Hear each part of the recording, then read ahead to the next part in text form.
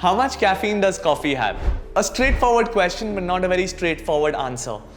Traditionally, caffeine levels in coffee depend on dilution or coffee to water ratio, but let's take a general approach to this, right? Decaffeinated coffee. 240 ml of decaffeinated coffee is going to have a couple of mg, maybe 2 milligrams of caffeine, almost negligible, but not zero. Next, we have a cold brew. Cold brew is where dilution has the biggest role to play. A 240 ml of cold brew can have anywhere from maybe 150 milligrams of caffeine all the way up to 250 milligrams of caffeine, again depending on if it's a concentrate or diluted with ice or water.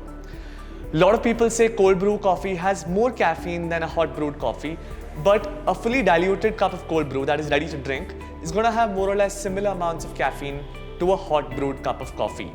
But it's more likely for your cold brew to have more caffeine than your hot brew, purely because a cold brew is usually a more concentrated form of coffee.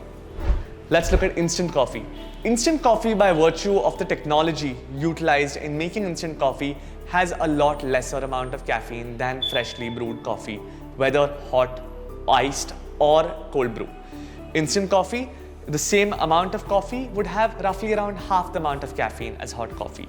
So a 240 ml of instant coffee that is not freshly brewed would have about 60 to 65 milligrams of caffeine, again depending on if it's a Robusta Arabica blend. If it has chicory in it, it's going to have lesser caffeine. But again, this is a thumb rule that it's going to have half the amount and it's definitely going to be lesser. Finally, we have a single espresso shot. A single espresso shot is going to have the same amount of caffeine as half a cup of hot brewed coffee. Very similar to an instant coffee, about 60 milligrams.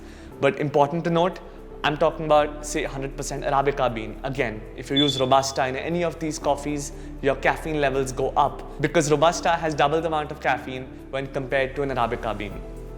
By weight, a Robusta would have about 3.5 to 4% of caffeine, and Arabica would have between 1.5 to 2% of caffeine. If you like this video, do like, share, and subscribe.